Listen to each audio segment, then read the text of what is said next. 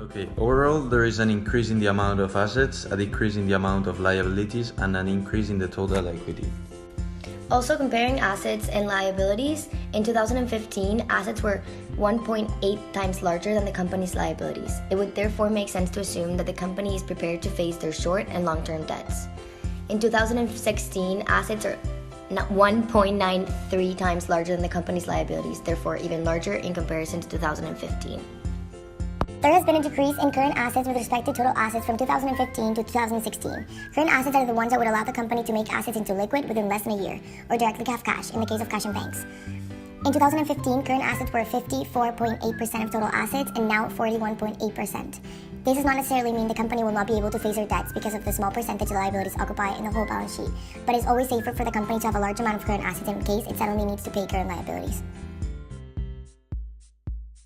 Liabilities in 2016 remain more or less the same. Most of the liabilities are concentrated in current liabilities.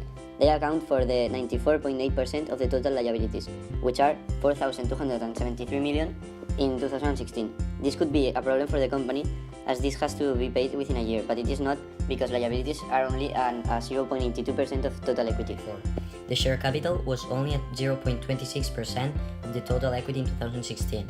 Most part of the equity was found in other reserves, which were the 91.5% of the equity. The last 8.1% remaining was concentrated in retained earnings. The equity was 98.3% of the total liabilities and equity side of the company. In other words, it was more than 98% of the right side of the balance sheet, which is also composed by the liabilities.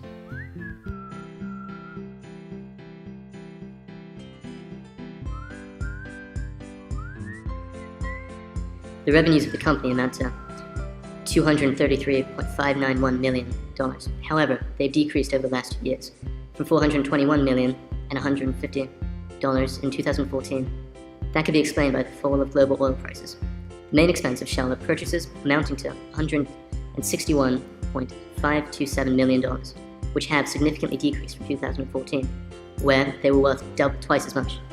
Manufacturing expenses have been slightly cut down from around $30 million in 2014 to $28.434 million in 2016.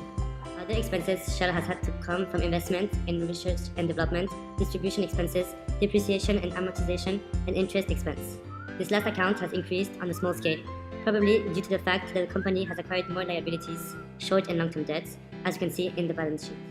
Even though revenues declined, the net income for the year is still positive. To finish with, it can be deducted that the worth of the company is improving. Compared to the previous year, the basic earnings per share has increased from $0.31 to $0.58.